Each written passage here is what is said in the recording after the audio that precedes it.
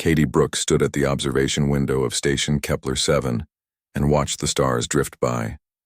The massive orbital platform was home to the Intergalactic Military Academy, and Katie had been here for 3 months now. She still couldn't believe she had made it this far. The Academy floated in space above a blue and green planet called Nexus Prime. Ships came and went every hour, bringing supplies and visitors from across the galaxy. Katie could see dozens of different vessel designs, each one built by a different alien race. Some were sleek and smooth like dolphins. Others were angular and covered in strange symbols. A few looked like they were grown rather than built, with organic curves and living metal. Behind her, Dodger made a huffing sound. Katie turned and smiled at the honey badger sitting on her bunk. Dodger was grooming himself, licking his paws and running them over his face. He looked like a small, stocky creature with gray and black fur, but Katie knew better. Dodger was tough as nails and feared nothing. "I know, buddy," Katie said. "This place is weird for both of us." She had brought Dodger from Earth, from her family's ranch in Montana.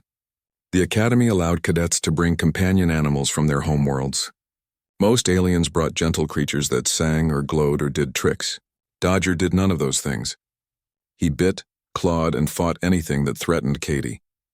The other cadets gave him a wide space. Katie walked to her locker and pulled out her training uniform. It was made of a strange fabric that adjusted to her body temperature and repaired small tears automatically. Earth had only joined the Galactic Coalition 5 years ago, and humans were still getting used to all the advanced technology. There were only 12 humans at the Academy this year. Most alien species sent hundreds of cadets. Earth was new and had to prove itself worthy of membership in the Coalition. Katie felt that pressure every day. When she failed an exercise, it wasn't just her failure. It reflected on all of humanity. The door to her quarters slid open with a soft hiss. Amy Chen walked in, already dressed in her training uniform. Amy was one of the other human cadets, a girl from New York City who knew 6 languages and could remember every rule in the Coalition's massive handbook. "Morning, Katie," Amy said. "Ready for combat drills?" Katie nodded and pulled on her boots. "Always ready. Try to go easy on the others today," Amy said with a small smile. "You broke 3 training dummies yesterday and the instructors weren't happy." "They should make stronger dummies," Katie replied. Amy laughed. "That's not really the point. You're supposed to show control and technique, not just raw strength." Katie shrugged. "Back home on the ranch, when a wolf attacked the sheep, you didn't worry about technique. You stopped the wolf." That was how she had been raised. Fight hard, fight fast, protect what matters. Dodger hopped down from the bunk and walked to Katie's side. He only came up to her knee, but he moved with confidence. Katie reached down and scratched behind his ears. Dodger leaned into her hand and made a happy, chattering sound. The 2 girls and the honey badger left the quarters and headed down the long corridor toward the training area. Other cadets passed them going the opposite direction. Most stepped aside when they saw Dodger. A tall reptilian cadet named Velthor nodded at them. He was the leader of Katie's training squad. "Brooks, Chen," Velthor said in his deep, hissing voice. "Do not be late. Instructor Cran is already in a bad mood." "When is Cran not in a bad mood?" Katie muttered. Velthor's face didn't change, but his tail swished in what might have been amusement. "Fair point, but let us not make it worse." They entered the training hall together. It was a huge room with a ceiling so high Katie couldn't see it. The walls could project any environment the instructors wanted. Today, it looked like they were standing in a rocky desert under a purple sky. 20 cadets stood in formation, waiting. Katie recognized most of them. There was Niasha, the Valerian girl whose skin glowed faintly blue. She had a small floating creature called a crystal moth that hovered near her shoulder. There was Jake Martinez, another human from California who was training to be a pilot. There were Thraxians, Kree, Vordans, and half a dozen other species Katie was still learning about. Instructor Cran stood at the front. He was a Kree, which meant he looked like a cross between a mantis and a bird. His 4 arms were crossed, and his compound eyes seemed to look at everyone at once. "You are late," Cran said, though they had arrived exactly on time. "Apologies." "Instructor," Velthor said smoothly. Cran clicked his mandibles together, a sign of displeasure. "Today we will practice squad coordination in hostile territory. You will work in your assigned teams. The goal is to cross the simulated environment and reach the extraction point without losing any team members." He gestured at the rocky desert around them. This simulation is based on the planet Carix 3, where Coalition forces fought the Void Raiders 10 years ago. The terrain is difficult. There are predators. There are environmental hazards.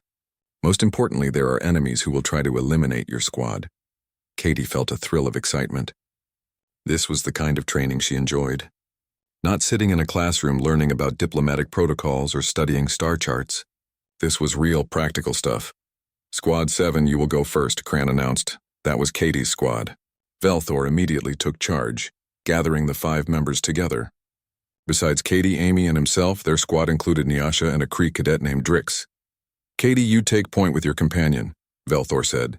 Amy, you handle communications. Nyasha, you watch our flank. Drix, you're our tech specialist. I will coordinate from the center position. They moved to the starting zone. The rocky desert looked incredibly real. Katie could feel heat radiating from the ground and smell something like sulfur in the air. She knew it was all a simulation, but her senses couldn't tell the difference. Dodger pressed against her leg, alert and ready. His nose twitched as he sniffed the air. Katie trusted Dodger's senses more than any scanner. If danger was near, he would know before any machine could detect it. Begin. Instructor Cran's voice echoed across the desert. Katie moved forward carefully, scanning the rocks ahead. Dodger ranged out about 10 feet in front of her, his low body perfect for navigating the rough terrain. Behind her, she could hear the rest of the squad following in formation. The first few minutes were quiet. They climbed over rocks and navigated around deep cracks in the ground. Katie's ranch training served her well here.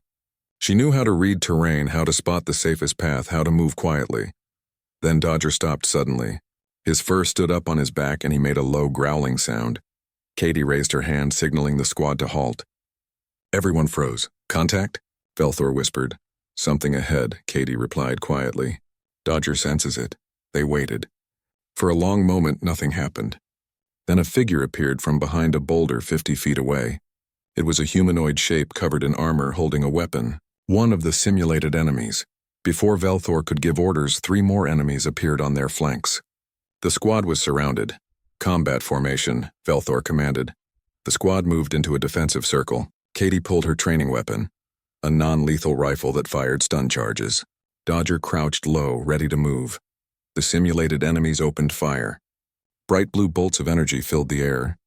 They were just holograms that would register hits on the cadets' sensors, but the training was meant to feel real. Katie returned fire, dropping to one knee behind a rock. She hit one enemy in the chest and it flickered out of existence. Eliminated. Amy was shooting from cover, her aim steady and accurate. Nyasha's crystal moth created a burst of blinding light that confused 2 of the enemies. Drix deployed a portable shield generator that absorbed several shots, but more enemies kept appearing. The simulation was throwing everything at them. We cannot hold this position, Velthor shouted over the sound of weapons fire. We need to move. Katie looked around quickly. There was a narrow canyon to their left. It would be risky, but it might provide better cover than staying in the open. Canyon, she yelled. Go left, Velthor trusted her instinct. Move, move! The squad ran for the canyon, firing as they went. Dodger sprinted ahead, his small size making him almost impossible to hit. Katie covered the others as they ran, shooting any enemy that got too close. They made it into the canyon just as Katie's sensor registered a hit. She was marked as wounded, but not eliminated. The squad kept running deeper into the narrow passage, the rock walls rising high on either side. After a few minutes of running, they stopped to catch their breath. The enemies hadn't followed them into the canyon yet. Good call, Brooks, Velthor said, breathing hard. But we are not safe yet. This is too easy. He was right. Katie felt it too. The canyon was too perfect, too convenient. Instructor Cran wouldn't make it that simple. She was about to say something when Dodger's fur stood up again. The honey badger stared at the canyon walls above them and made an angry chittering sound. Katie looked up just in time to see shapes moving along the rim of the canyon. Not humanoid enemies this time. Something else. Something with 4 legs and long tails. Predators, she said quietly. We've got predators incoming. The simulation was about to get a lot more interesting. 3 months passed since Katie's squad completed that first difficult training exercise. They had done well, finishing in the top 3 squads despite the simulated predator attack. Instructor Cran had actually seemed impressed, which was rare. Now they faced a new challenge. A real one. Katie sat in the briefing room with her squad, listening to Instructor Cran explain their mission. The room was small and cold, with a large display screen showing a map of a forested moon called Talus 4. "This is a standard survival exercise," Cran said, pointing at the map with one of his forearms. "You will be dropped here at the northern landing zone. Your objective is to travel 50 kilometers through the forest to the extraction point here, in the south. You will establish 3 communication checkpoints along the way." Jake raised his hand. "What about the wildlife, sir?" "The forest contains several non-sentient species," Cran replied. "Most are harmless. The dangerous predators are confined to restricted zones marked in red on your maps. As long as you stay in the green zones, you will be safe." Katie studied the map carefully. The route looked straightforward, mostly following valleys and clearings. The red zones were marked clearly, covering about 30% of the forest. "You will have 3 days to complete the mission," Cran continued. "You may bring standard survival gear and 1 weapon per squad member, but only training knives. No firearms. The point is to test your survival skills, not your combat ability." Nyasha looked nervous. Her species came from low-gravity worlds, and she found the moon's gravity uncomfortable. "What if we encounter predators?" "If you stay in the green zones and follow your maps, you will not," Cran said firmly. "The restricted zones exist for your safety. Do not enter them." The briefing ended and the squad went to prepare their gear. Katie packed efficiently, taking only what she needed. Food bars, water purification tablets, a med kit, emergency beacon, and her knife. She also packed extra supplies for Dodger, including his favorite dried meat treats. Dodger seemed excited. He could sense they were going somewhere different. He paced around Katie's quarters, sniffing everything and making happy noises. "You're going to love this, buddy," Katie said, scratching his head. "Real trees, real dirt, no metal floors." Amy came by to check on Katie's preparations. "Nervous?" she asked. "No," Katie said honestly. "This is what I'm good at. I grew up in forests and mountains. This feels more like home than the station does." "I wish I had your confidence," Amy said. "I'm a city girl. The wilderness makes me uncomfortable." "Just stick close," Katie said. "I'll keep us on track." The next morning, the squad boarded a shuttle that took them down to Talus 4. Katie pressed her face against the window, watching as they descended through clouds. The moon was beautiful, covered in dense green forests that stretched for hundreds of miles. Rivers cut through the landscape like silver threads. They landed in a clearing surrounded by tall trees with purple bark and blue leaves. The air was warm and smelled like flowers and earth. Katie took a deep breath and smiled. This was exactly what she needed after months of living in the sterile environment of the space station. Dodger jumped out of the shuttle as soon as the door opened. He ran around the clearing, investigating every rock and plant. His tail was up, a sign he was happy and relaxed. Velthor checked everyone's equipment one last time. "Remember the plan? We follow the marked route, maintain communication with each other, and stay in the green zones. Katie will take point because of her tracking experience. I will navigate. Everyone else maintains formation." They set off into the forest. Katie led the way with Dodger ranging ahead of her. The honey badger moved through the undergrowth like he was born for it, his nose to the ground, constantly searching for interesting smells. The first day went smoothly. They made good progress, covering nearly 20 kilometers. The forest was peaceful, filled with the sounds of birds and insects. Katie spotted several small animals that looked like a cross between rabbits and lizards. They watched the squad pass by with curious eyes before hopping away. They established their first communication checkpoint by a stream. Drick set up the equipment while the others gathered firewood. The coalition didn't allow fires during survival exercises because they could damage the environment, but they needed to mark their progress with a signal beacon. That night, they made camp under the stars. Well, not really stars. Talus 4 was a moon, so the night sky was dominated by the massive gas giant it orbited. The planet filled half the sky, swirling with orange and red clouds. Katie took first watch while the others slept. Dodger curled up next to her, warm and solid against her leg. She could hear the forest around them, the rustle of leaves, the occasional call of a night bird. It reminded her of camping trips with her father back in Montana. The second day started well. They broke camp at dawn and continued south. The terrain became more challenging, with steep hills and thick undergrowth. Katie had to slow down and pick their path more carefully. Around midday, something went wrong. Drix's navigation equipment started giving strange readings. The coordinates flickered and jumped around. "I don't understand," Drix said, tapping the device with one of his clawed fingers. "It was working perfectly yesterday." Velthor checked his own equipment. "Same problem." "Equipment failure. Both units. How is that possible?" Amy asked. "These things are supposed to be reliable. Doesn't matter why," Velthor said. "We need to rely on manual navigation now. Katie, can you tell which direction is south?" Katie looked around. She found a clearing where she could see the sun. "That way," she said, pointing. "But I think we should stop and recalibrate. Make sure we're still in the green zone." "We don't have time," Velthor said. "We need to reach the second checkpoint by nightfall. We keep moving south. Trust your instincts, Katie." They continued walking. Katie did her best to keep them on course, but without the equipment, she couldn't be completely sure. The forest all looked similar, and the thick canopy made it hard to see the sky. After an hour, Dodger started acting strange.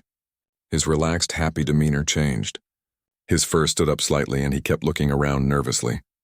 He made a low whining sound that Katie had learned meant danger. "Hold up," Katie said, raising her hand. The squad stopped. Everyone looked at Dodger, who was now standing completely still, staring into the trees ahead. "What's wrong?" Jake asked. "Something's not right," Katie said quietly. "Dodger senses something." Velthor pulled out his malfunctioning navigation device and tried again. This time it showed their position for a few seconds before flickering out. What Katie saw in that brief moment made her stomach drop. They were inside a red zone. Somehow, without the equipment to guide them properly, they had wandered into one of the restricted areas. "We need to turn around," Katie said urgently. "Right now." "What did you see?" Nyasha asked, her voice shaking. Before Katie could answer, they heard something. A sound from above them in the trees. It was high-pitched and clicking, almost like laughter, but not quite. It didn't sound like any animal Katie had heard on Earth. Dodger's fur stood completely on end now. He backed up until he was pressed against Katie's leg, making aggressive, chattering sounds. The honey badger was telling her to be ready to fight. Katie slowly pulled her knife from its sheath. "Everyone, weapons out! Stay close together." More clicking sounds came from different directions. They were surrounded by something in the trees. Katie couldn't see what it was yet, but she could hear branches moving, leaves rustling. Jake's voice was tight with fear. "What's up there?" "Talus predators," Velthor said quietly. "We are in their territory." "I thought the adults were huge," Amy whispered. Those sounds seemed too small. Katie's blood ran cold as understanding hit her. "Not adults, cubs. We've found a group of cubs. That's good, right?" Jake said hopefully. "Cubs are less dangerous than adults." Katie shook her head slowly. "No, cubs are worse. They're learning to hunt. They have no fear, and they see us as practice prey." The clicking sounds grew louder, closer. Katie could see movement in the canopy now. Dark shapes jumping from branch to branch, circling around the squad. She counted at least 4 of them, maybe more. "Back up slowly," Velthor commanded. "We need to get out of this area." They started backing up, trying to retrace their steps. Katie kept her eyes on the trees, tracking the movements above them. Dodger stayed right beside her, tense and ready. They made it about 20 feet before one of the cubs dropped down from the trees. It landed in front of them, blocking their path. Katie got her first clear look at a talus predator. It was the size of a large wolf covered in dark scales with patterns that glowed faintly blue. Its mouth was open, showing rows of needle-sharp teeth. Its eyes were large and intelligent, studying the squad with curiosity. The claws on its feet were curved and looked razor-sharp. The cub tilted its head, making that clicking sound again. It wasn't attacking yet. It was assessing them, deciding if they were worth hunting.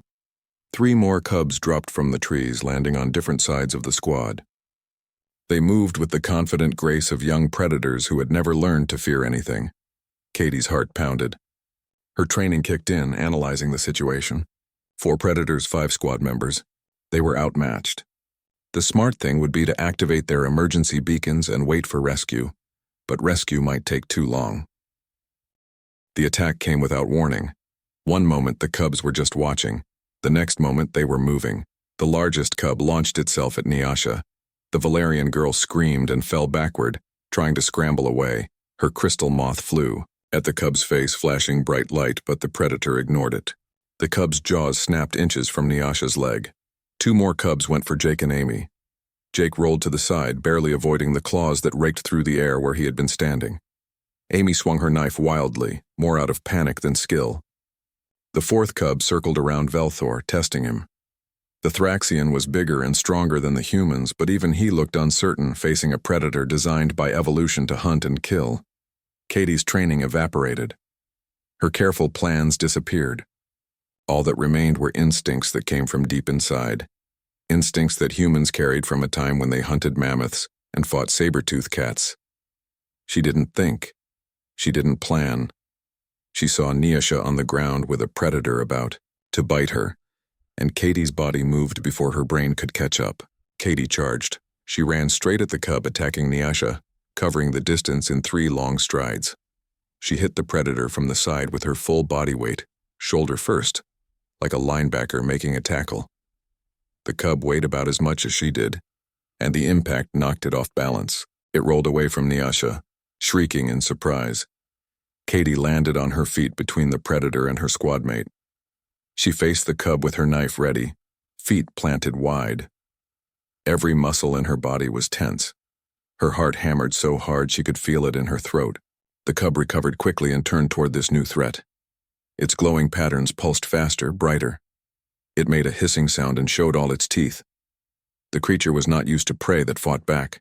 Prey was supposed to run. Prey was supposed to be easy. Katie didn't back down. She stared into the predator's eyes and saw its confusion. Good. Let it be confused. Dodger hit the cub like a furry missile. The honey badger had been waiting for his moment. Now he launched himself at the predator's face with no fear whatsoever. Dodger was a third the size of the cub, but he fought like he was 10 times bigger. He latched onto the cub's snout with his teeth and claws. His jaws clamped down hard. His claws raked across the predator's face, targeting its eyes. Dodger made a sound that was part snarl, part scream, all rage. The cub panicked. Nothing in its young life had prepared it for this. The small creature attacking it was too fast, too vicious, too determined. The cub shook its head violently, trying to dislodge Dodger, but the honey badger held on tight. His thick skin protected him from the cub's attempts to bite him back. Katie used the distraction. She moved in fast and drove her knife into the cub's shoulder. The blade went deep into muscle. The cub screamed, a high-pitched sound that echoed through the forest. Dark blue blood, almost black, spurted from the wound. The cub finally managed to throw Dodger off. The honey badger hit the ground, rolled, and immediately came back for more. But the cub had had enough. It turned and ran, limping on the injured leg, leaving a trail of blood behind it. Dodger chased it for a few feet, still making aggressive sounds, then returned to Katie's side. The honey badger was covered in the cub's blood. He had scratches on his face and back, but nothing serious. His thick skin and loose hide had protected him from the worst damage. Katie looked around quickly. The other 3 cubs had frozen, shocked by what they had just witnessed. Their packmate had been defeated. The strange, soft creature and the small, savage animal had driven it away wounded. Katie didn't give them time to regroup. She knew predators. She knew that showing weakness now would be fatal. She had to maintain the advantage, had to keep them off balance. She stepped forward aggressively, raising her bloody knife above her head. She screamed at them, wordless and loud. It was a battle cry that came from somewhere deep and primitive. She made herself as big as possible, arms spread wide, knife glinting in the filtered sunlight. Dodger charged forward too, right beside her. The honey badger was still covered in blood and looked absolutely insane. He made his chattering battle cry, the sound that meant he was ready to fight to the death. Together, human and honey badger advanced on the remaining cubs. The young predators didn't know what to do. This wasn't how hunting was supposed to work. Prey didn't attack. Prey didn't make themselves bigger and louder. Prey didn't have small companions that fought like demons. The cubs' glowing patterns started flickering, their colors changing from aggressive blue to uncertain yellow. One of them took a step back. Then another. Katie kept coming, still screaming, still waving her knife. Blood dripped from the blade. Her arms had deep scratches from the cub's claws, and her uniform was torn. She looked wild and dangerous. The cubs broke. All three of them turned and ran, disappearing into the forest. Their clicking sounds faded into the distance, no longer sounding like hunting calls. Now they sounded like fear. Katie stood there for a moment, breathing hard, knife still raised. Adrenaline flooded her system, making everything too bright, too loud. Her hands shook. Her legs felt weak. Dodger pressed against her leg, making softer sounds now, checking on her, making sure she was okay. Slowly, Katie lowered her knife. The forest was silent except for the sound of heavy breathing from her squad mates. She turned around. 4 sets of eyes stared at her in shock. Velthor recovered first. The Thraxian moved quickly to help Nyasha up from the ground. "Are you injured?" he asked the Valerian girl. Nyasha was shaking but seemed unhurt. "No, I'm okay. It didn't bite me." Jake and Amy came closer, both looking at Katie like they had never seen her before. Jake's face was pale. "That was insane," he said quietly. "You charged it. You actually charged a predator." Katie knelt down to check Dodger. She ran her hands over his body, feeling for injuries. He had some scratches and one deeper cut on his shoulder, but nothing life-threatening. She pulled out her med kit and started treating his wounds. Her hands were steadier now that she had something to focus on. "Someone had to do something," Katie said. Her voice sounded strange to her own ears, flat and distant. Amy approached slowly. "Let me look at your arms." Katie glanced down. Her arms were a mess. 4 deep scratches ran from her elbow to her wrist on her left arm. Her right arm had a bite mark that was bleeding steadily. She hadn't even noticed until now. The adrenaline had blocked out the pain. Amy opened the med kit and started cleaning the wounds. The antiseptic stung, bringing Katie back to full awareness. She winced but didn't pull away. Velthor was already on his communicator, activating the emergency beacon. "Academy Command, this is Squad 7. We have encountered Talus predator cubs. 1 squad member is injured, requesting immediate extraction." The response came quickly. "Extraction team is on the way. ETA 20 minutes. Maintain your position and stay alert." 20 minutes felt like hours. The squad stood in a tight group, weapons ready, watching the trees for any sign of the cubs returning. Katie kept Dodger close, one hand on his head. She could feel her heart rate slowly returning to normal. Jake kept looking at her, then looking away, then looking back. Finally, he said, "Katie, that was either the bravest thing I've ever seen or the most stupid." "Both," Katie said simply. Nyasha came over and stood beside Katie. The Valerian girl was still shaking, but she managed a small smile. "You saved my life. Thank you." Katie shrugged, uncomfortable with the gratitude. "You're my squad mate. That's what we do." "Most species would have activated the beacon and tried to defend from a distance," Velthor said. His tail swished slowly, a sign he was thinking deeply. "You attacked instead. You made yourself the threat rather than the prey." "It worked, didn't it?" Katie said. "It worked," Velthor agreed. "But it should not have. By all tactical analysis, you should have been killed. The predator was larger, faster, better armed, yet you and your companion defeated it." Amy finished bandaging Katie's arms. "I think that says more about humans than any report could," she said quietly. "We don't run from predators, we fight them." The sound of engines interrupted their conversation. A shuttle appeared above the trees, descending rapidly. The extraction team had arrived. As they loaded into the shuttle, Katie looked back at the forest where the attack had happened. Somewhere out there, 4 cubs were learning an important lesson. Some prey fought back, some prey was dangerous. The shuttle lifted off, carrying them back to the academy.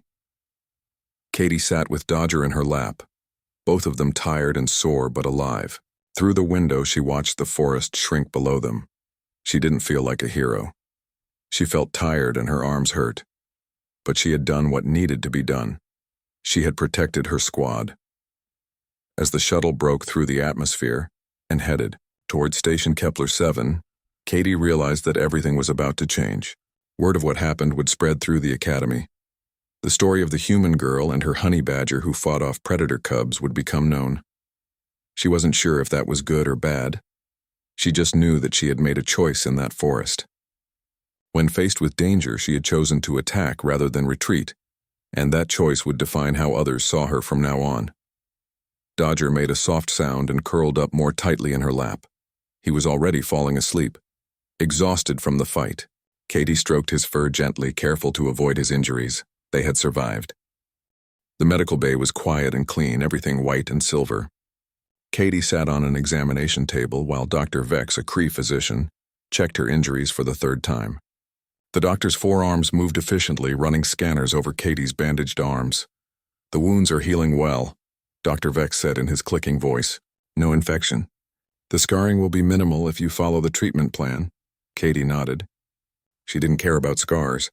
She had plenty from growing up on the ranch. Dodger sat in a specialized examination pod nearby. The xenobiologist, a small furry alien named Pip, was carefully treating the honey badger's injuries. Pip kept making amazed sounds. "His skin is so thick," Pip said, more to herself than anyone else, and loose. The predator's claws barely penetrated. Remarkable adaptation for a creature from a death world.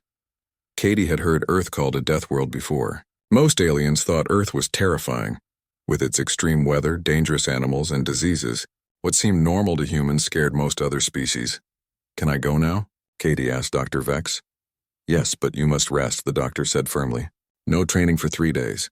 Your body needs time to recover." Katie slid off the table and went to collect Dodger. The honey badger looked tired but alert. He made happy sounds when he saw Katie and climbed into her arms. She carried him carefully, mindful of his bandaged shoulder.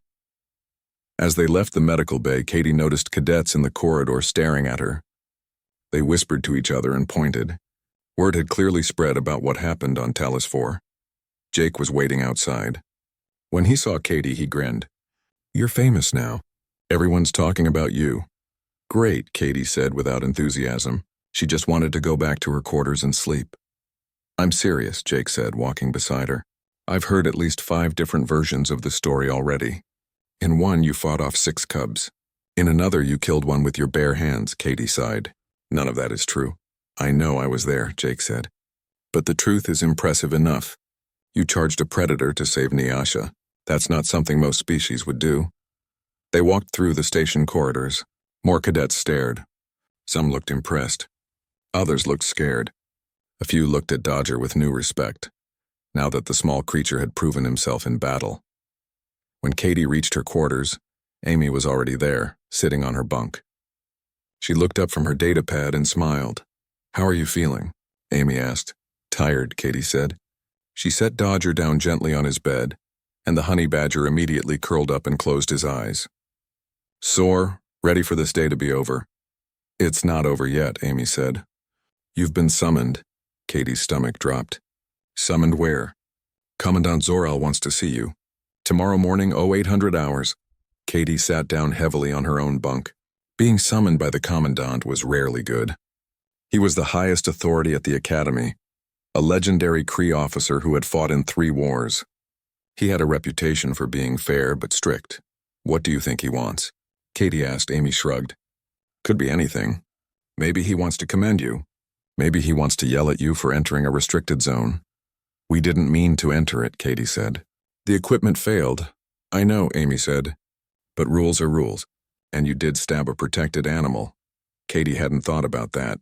The Talos predators were protected by coalition law. Killing one, even in self-defense, could be a serious offense. She lay back on her bunk and stared at the ceiling. Her arms throbbed with pain. The adrenaline was completely gone now, leaving only exhaustion and worry. That night, Katie barely slept. She kept replaying the attack in her mind, seeing the cub's teeth, feeling the impact when she hit it, hearing Dodger's battle cry. When she finally drifted off, she dreamed of forests and predators and blood. Morning came too quickly.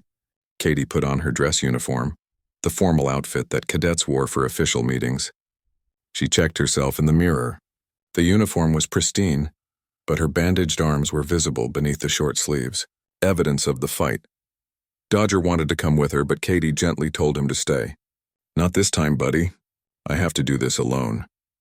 The honey badger made an unhappy sound but settled back onto his bed. Katie walked through the station to the command section, where the senior officers had their offices. She had never been to this part of the station before. Everything here was more formal, more serious. Officers passed by, giving her curious looks. At exactly 0800 hours, Katie stood outside Commandant Zoral's office. She took a deep breath and pressed the door chime. "Enter," a voice said. The door slid open. The office was large and decorated with military honors from dozens of worlds. On one wall hung weapons from different species, displayed like art. On another wall were star charts and tactical displays. Commandant Zoral sat behind a desk made of dark wood, which was unusual in a space station. The Kree officer was old, his compound eyes showing the wear of many years. His forearms rested on the desk and he studied Katie with an intensity that made her want to look away. Katie stood at attention. "Cadet Brooks reporting as ordered, sir." "At ease, Cadet," Zoral said. His voice was deep and clicking like rocks grinding together. "Sit." Katie sat in the chair across from his desk. She kept her back straight, hands folded in her lap. Zoral was quiet for a long moment, just looking at her. Finally, he said, "Tell me what happened on Talos 4. Not the official report. Your version." Katie told him everything. The equipment failure, wandering into the restricted zone, the Cubs attacking, her decision to charge. She didn't try to make herself sound heroic. She just told the truth. When she finished, Zoral nodded slowly. "Why did you attack?" he asked.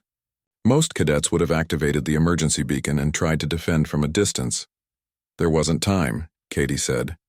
"The Cub was about to hurt Nyasha. I had to stop it." "You could have been killed," Zoral said. "Yes, sir." "Yet you charged anyway." "Yes, sir." Zoral leaned back in his chair. His mandibles clicked together softly. "Do you know why humans make other species uncomfortable, Cadet Brooks?" Katie wasn't sure how to answer. "Because we're aggressive?" "No," Zoral said. "Many species are aggressive. The Thraxians are aggressive. The Vordans are aggressive, but they are not like humans." He stood and walked to the wall of weapons. He picked up a long spear with a carved handle. Most species in the Galactic Coalition evolved as prey animals. Even the ones who became apex predators did so through intelligence and tools, not physical prowess. We learned to fear predators. That fear is built into our genes, our instincts. He put the spear back and turned to face Katie. "Humans are different. Humans evolved as hunters. You are apex predators on a death world. When you see a threat, your instinct is not to flee. It is to fight, to attack, to make yourself the more dangerous predator." Katie thought about that. It had never occurred to her that other species didn't think the way humans did. She had assumed everyone had the same basic instincts. "This makes humans valuable," Zoral continued, "but it also makes you dangerous. Many coalition officers believe humans are too aggressive, too unpredictable to integrate into our military forces." Katie's heart sank. Was he about to tell her she was expelled? "However," Zoral said, and his tone changed slightly, "I am not one of those officers. I have fought in wars, Cadet Brooks.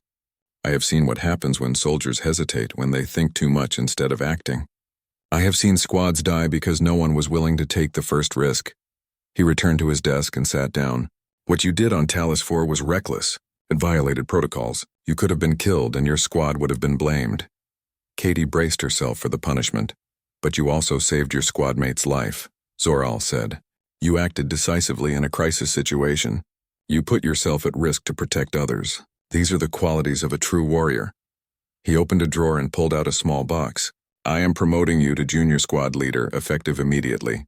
You will also be enrolled in the advanced combat training program." Katie stared at him in shock. "Sir, I don't understand." "The Coalition needs warriors who can act without hesitation," Zoral said. "Warriors who will charge into danger when others freeze. Your human instincts, combined with proper training and discipline, make you exactly that kind of warrior." He slid the box across the desk to her. Inside were new rank insignia. "You will face challenges, Cadet Brooks," Zoral said. "Many will not understand you. Some will fear you. But those who fight beside you will know that you will never abandon them. That is worth more than any tactical manual." Katie picked up the insignia with shaking hands. "Thank you, sir." "Do not thank me yet," Zoral said with what might have been humor. "Advanced combat training is difficult. You will be pushed harder than ever before, but I believe you can handle it." He dismissed her and Katie left the office in a daze. She walked back through the command section, holding the box with her new rank insignia. When she got back to her quarters, Amy jumped up eagerly. "Well, what happened?" Katie showed her the box. Amy's eyes went wide. "He promoted you? After you stabbed a protected animal?" "Apparently," Katie said. She still couldn't quite believe it. Dodger came over and sniffed the box curiously. Katie picked him up and hugged him carefully, mindful of his injuries. "We did good, buddy," she whispered. The remaining months at the academy passed differently for Katie. As junior squad leader, she had new responsibilities. She helped plan training exercises and mentored younger cadets.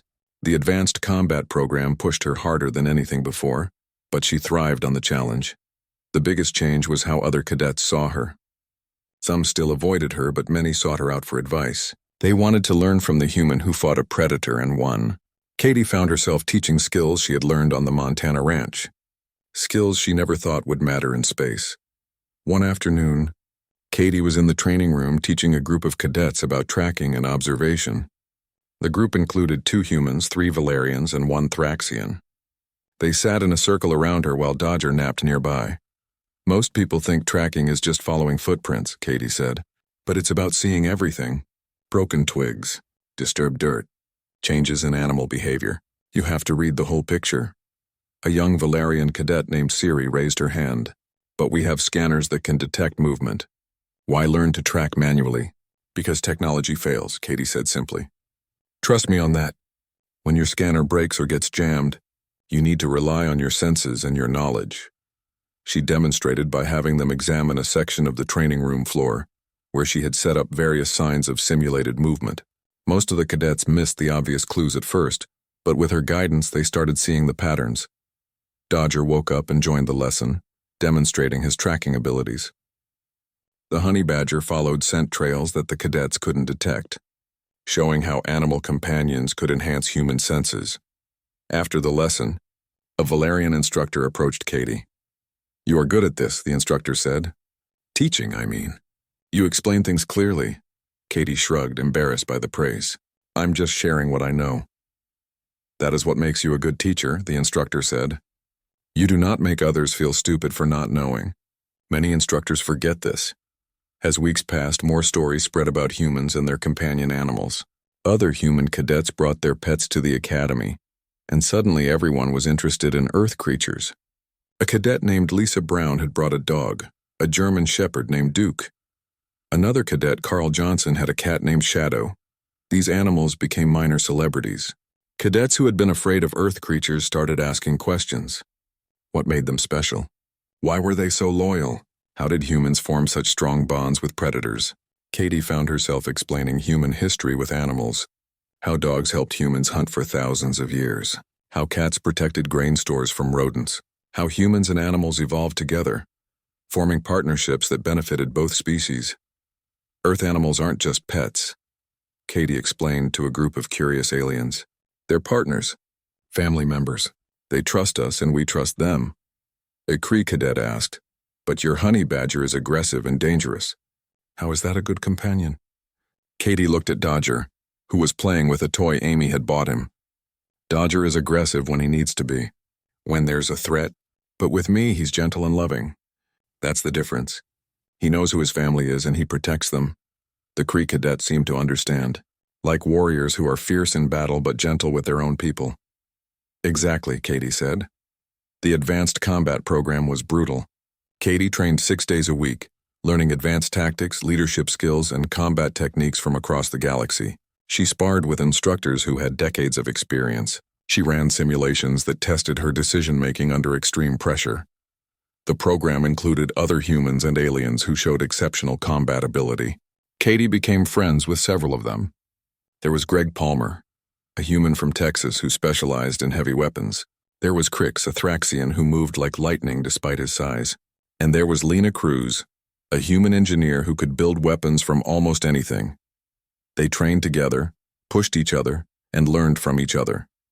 The advanced program didn't just teach combat. It taught them to think like warriors, to see the battlefield in multiple dimensions, to anticipate enemy moves before they happened. Dodger was part of her training too. Instructors realized that the human-animal bond could be a tactical advantage. They designed exercises that incorporated companion animals, teaching Katie and Dodger to coordinate better than ever before. During one exercise, Katie and Dodger had to navigate through a maze filled with obstacles and opponents. They moved like one creature, Katie giving minimal signals while Dodger anticipated her needs. They completed the maze faster than anyone else, earning praise from the notoriously hard-to-impress instructor Cran. "Your bond with your companion is strong," Cran said after the exercise. "This is a human advantage we had not fully appreciated." The final evaluation came at the end of the academy cycle. It was a week-long combat exercise that tested everything the cadets had learned. Squads competed against each other in various scenarios, earning points for objectives completed and tactics used. Katie's squad had grown closer over the months. Velthor trusted her completely now. Nyasha had overcome much of her fear and had become a capable fighter. Jake and Amy had developed their own specialties, becoming valuable team members. On the first day of evaluation, they faced a rescue scenario. A simulated ship had crashed, and they needed to extract survivors while under enemy fire. Most squads approached cautiously, setting up defensive positions. Katie suggested something different.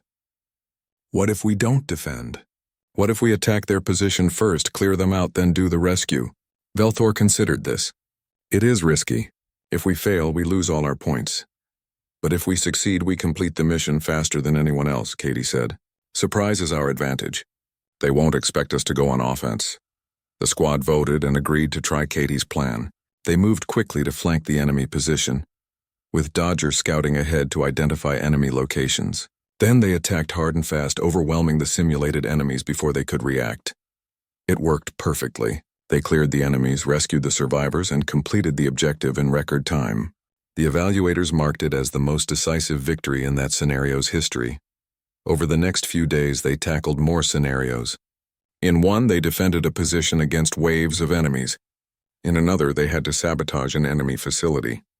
In each one, Katie's willingness to take calculated risks paid off. The final scenario was the hardest. It was a zero-gravity combat situation in a damaged space station. Most cadets struggled with fighting in zero gravity, but Katie adapted quickly. She used the environment to her advantage, pushing off walls and using momentum to attack from unexpected angles. Dodger, surprisingly, was excellent in zero gravity. His compact body and fearlessness made him deadly in three-dimensional combat. He could launch himself from any surface, reaching opponents that human cadets couldn't touch. Together, they cleared section after section of the simulated station.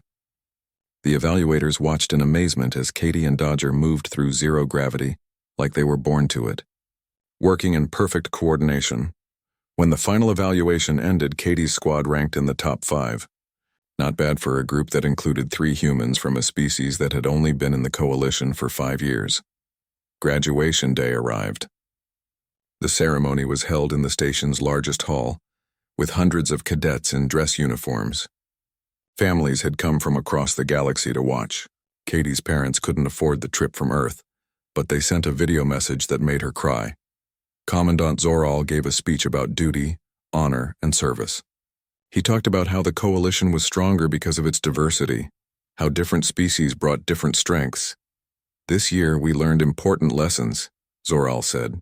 "We learned that courage comes in many forms. We learned that bonds between species can be powerful, and we learned that sometimes the best defense is a fierce offense." He looked directly at Katie when he said that last part. When names were called, each cadet walked across the stage to receive their graduation certificate and assignment orders. When Katie's name was called, the applause was louder than usual. She walked across with Dodger at her side, the honey badger trotting proudly in his own tiny uniform that Amy had made for him. Commandant Zoral shook her hand with 2 of his 4 arms. "You have done well, Junior Squad Leader Brooks. Your assignment is to Rapid Response Unit 7. They handle high-risk situations across Coalition space." Katie took the orders with shaking hands. Rapid Response was one of the most prestigious and dangerous units in the Coalition military. She would be fighting real battles now, not simulations. "Thank you, sir," she said. "Do not thank me," Zoral said quietly. "Thank your instincts and your training. They will keep you alive." After the ceremony, Katie's squad gathered together. They were all going to different assignments spreading across the galaxy. "I am putting in for transfer to Rapid Response. Velthor announced. I wish to serve with warriors who understand that sometimes we must charge into danger. Me too, Nyasha said quietly. Everyone looked at her in surprise. The gentle Valerian girl who had once been terrified of combat now wanted to join the most dangerous unit in the fleet. You taught me something important, Nyasha said to Katie. You taught me that being scared is okay.